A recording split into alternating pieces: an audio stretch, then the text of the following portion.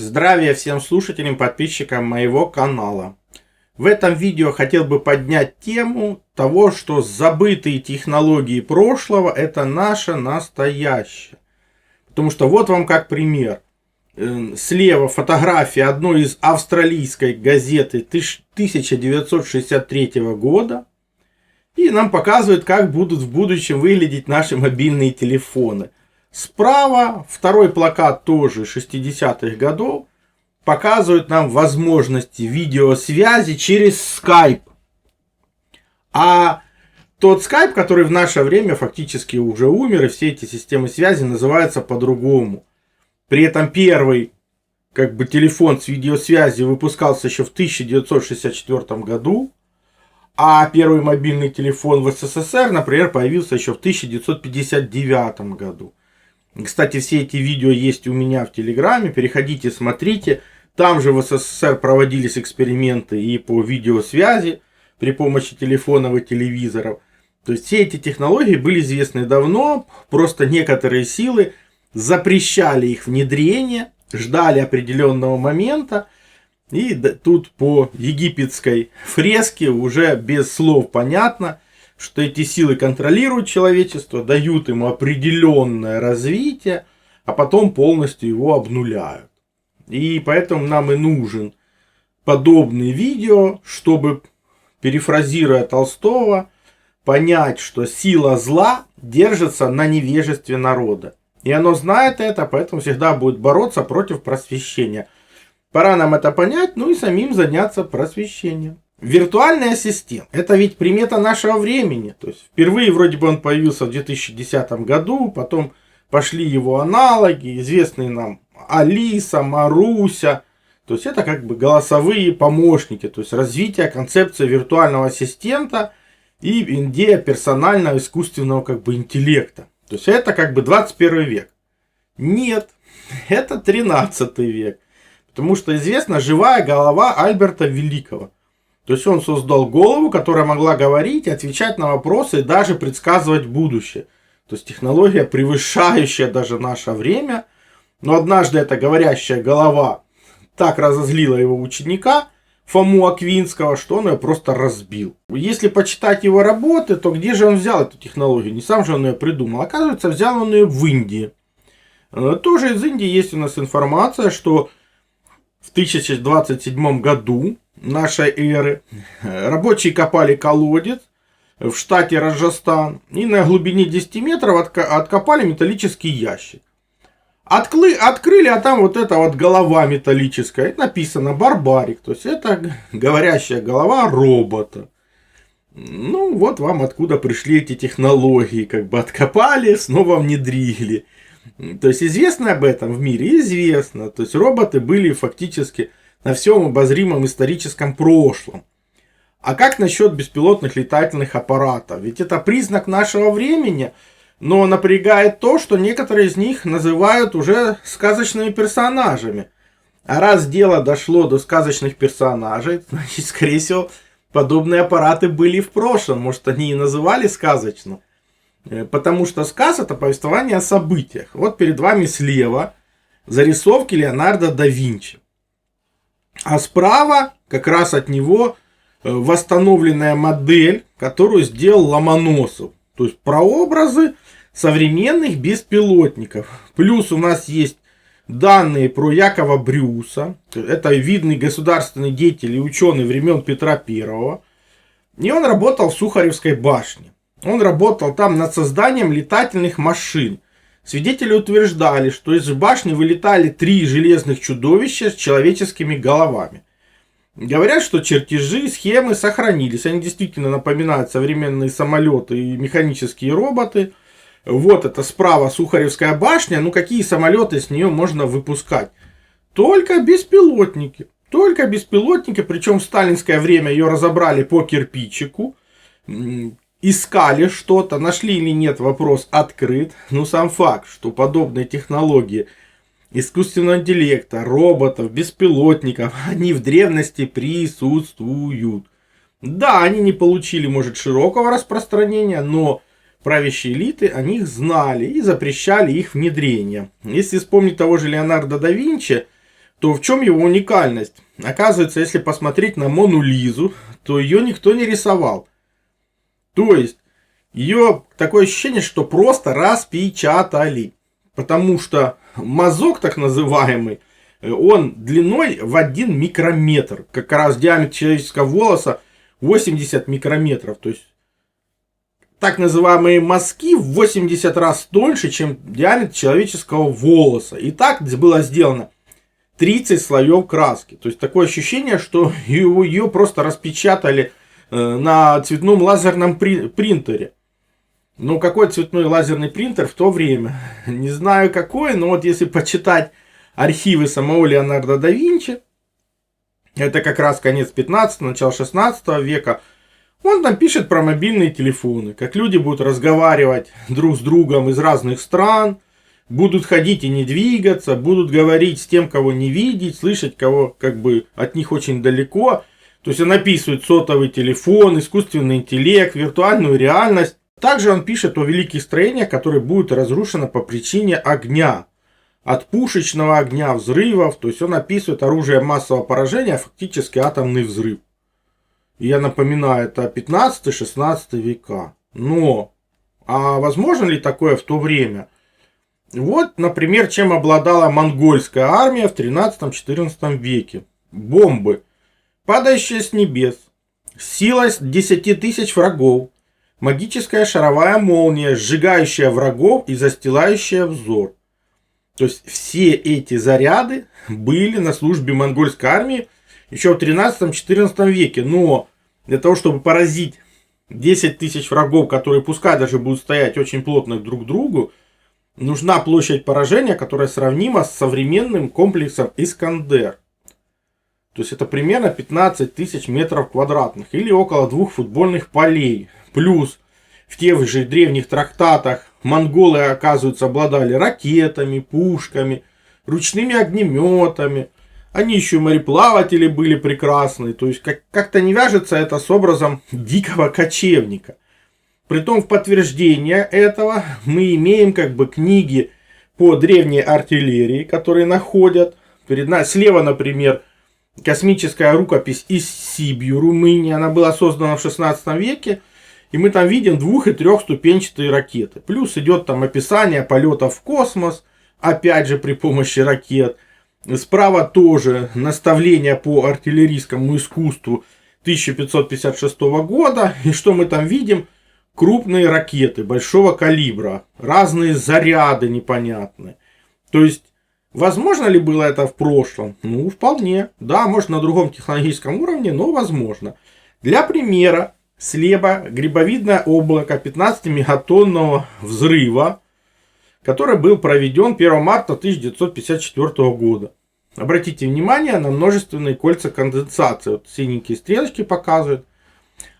А справа гравюра 1798 года, где Герхард Вьет, он иллюстрирует подобное облако в окрестностях Готы, которое по форме напоминает гриб. И опять мы там видим как раз эти кольца конденсации. Но обратите внимание, это не вулкан, там ничего нет на Земле. То есть это действительно что-то наподобие ядерного взрыва. Но в 18 веке. Возможно ли это или нет, оставьте свое мнение в комментариях. Но следы использования радиации находят ученые нашего времени в далеком прошлом. Так, например, в 1996 году итальянская группа археологов проводила раскопки в пустыне Сахара. И они как бы нашли множество человеческих костей, как бы оружия. Оказывается, по записям в VI веке до нашей эры царем Камбизом II на захват оазиса Сива была отправлена армия, которая так и не дошла до него. Ну и не вернулась, соответственно. И вот в наше время на глубине 7 метров обнаружили как раз останки этой армии и кувшины. А в кувшинах зашкаливающий уровень радиации. Провели анализ, оказалось, что это радий. Но официалы утверждают, что радий был открыт в 19 веке, а это 6 век до нашей эры. То же самое странное мы знаем про баню шейха Бахаи. Она была построена вроде в 16-17 веке в Иране. Но в чем проблема? Вся баня отапливалась одной свечой. То есть, понятно, что это невозможно. только если эта свеча не является чем-то наподобие как бы котла на атомной энергии. И эта свеча это как бы свечение. Опять же, исследователи обращают внимание, что слово радиус это как бы безопасное расстояние до радиоактивного вещества. То есть отсюда радиус это сияние, блеск, излучение. И, соответственно, безопасное расстояние до этого излучения. То есть опять мы видим применение какой-то высокой технологии, которую мы повторили только в наше время. Поэтому объяснение может быть только такое. И опять же, лингвистика это подтверждает. Но бытовой комфорт был всегда в цене. И, например, центральное отопление мы находим в развалинах Кносского дворца, который был построен еще в 2700 году до нашей эры. Центральное же отопление мы начали повторять благодаря промышленной революции примерно в 19 веке. И то не во всех странах оно сейчас даже существует. А повторяя, оно существовало в дворцовых комплексах, которым 4700 лет. То же самое можно сказать, например, про бытовые приборы типа смесителей и вентилей.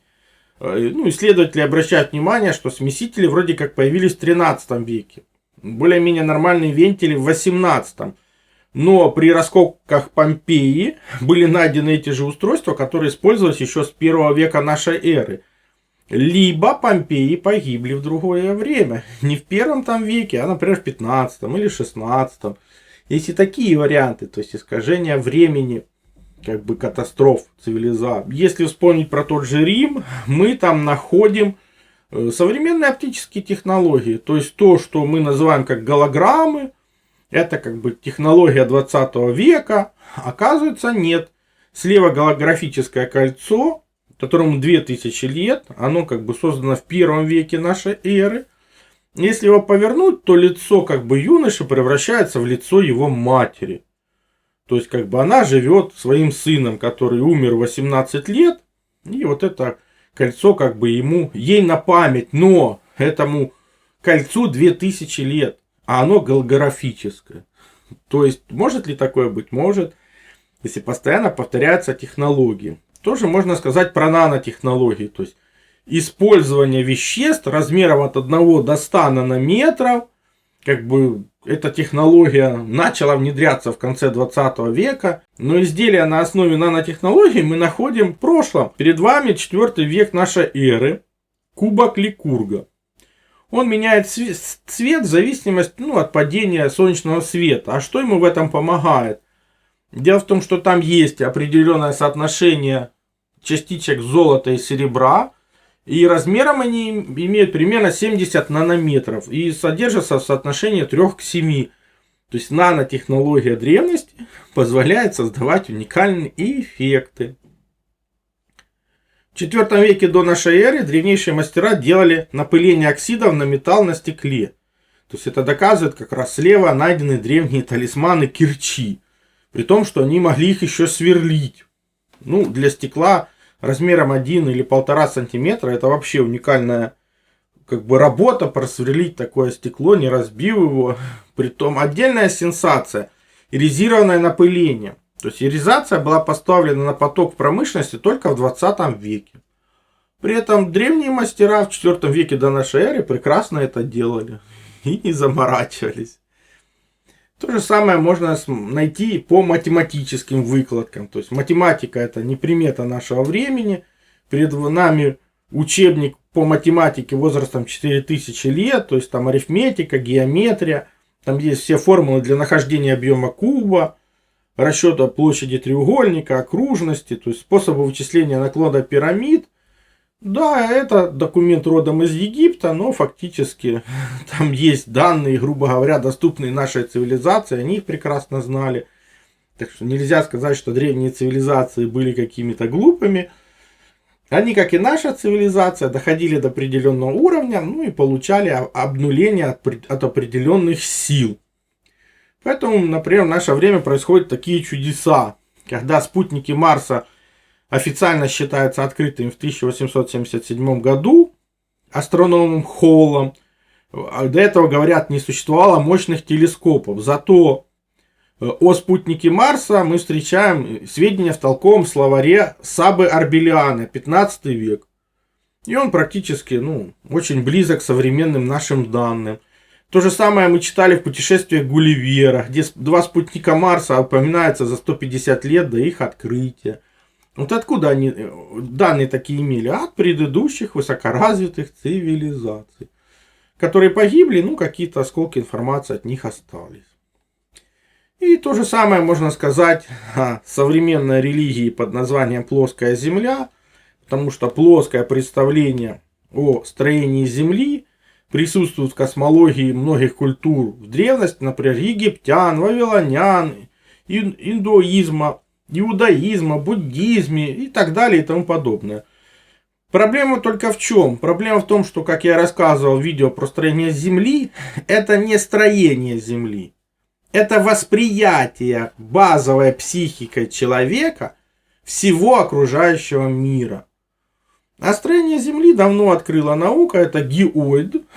Поэтому с развитием науки, в первую очередь в Древней Греции считается, представление о плоской Земле утратило поддержку ученых масс. Это совершенно верно. И представление о плоской Земле осталось на вооружении кого? Церкви. То есть, когда вы рассказываете про плоскую Землю, вы просто являетесь адептом одной из религий. Больше ничего. В наше время был такой Сэмюэль Роботем. Он был английский изобретатель и писатель, который написал «Зоотетическая астрономия. Земля не глобус». Писал он его под псевдонимом Параллакс. Впервые работу опубликовал в 1849 году, позже расширил ее до книги в 1865 году. После его смерти леди Элизабет Блаунд продолжила его деятельность. Всемирное зоотетическое общество, основанное этим Роуботемом. Общество издавало журнал и оставалось активным вплоть до начала 20 века. После Первой мировой войны движение претерпело медленный упадок, но было возрождено в 1956 году как общество плоской Земли. Еще раз напоминаю, речь идет про плоскостное восприятие. И если бы в нашем мире не уничтожили образование, а это именно образ, вы бы понимали, что заложили древние в этот образ. Плюс, опять же, если бы люди учились в школе, то узнали, что, во-первых, Земля не глобус, а геоид, это раз. А во-вторых, что свет имеет двойственную природу, то есть он и луч, и волна, поэтому он может огибать препятствия. Кстати, на этой технологии построена технология невидимости. То есть нам показывают то, что находится за объектом, и как бы объект перед нами становится невидимым.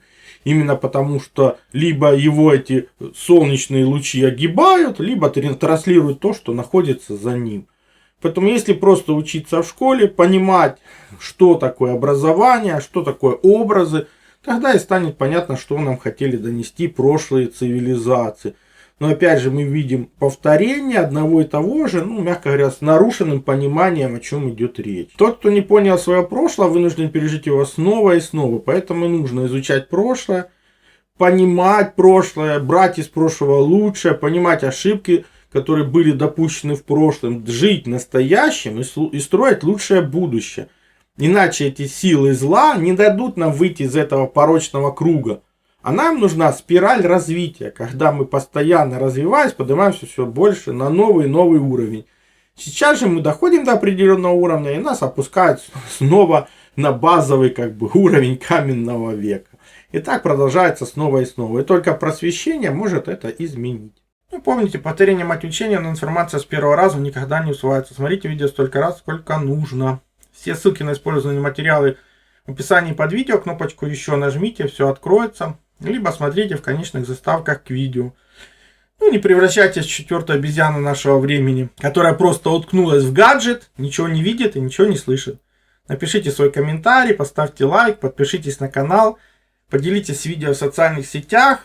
Для того, чтобы здравомыслия стало больше, новые исследователи подключились к этому направлению. Больше информации на канале и в конечных заставках к видео. Также переходите на мой сайт, ссылка есть в первом закрепленном комментарии под каждым видео.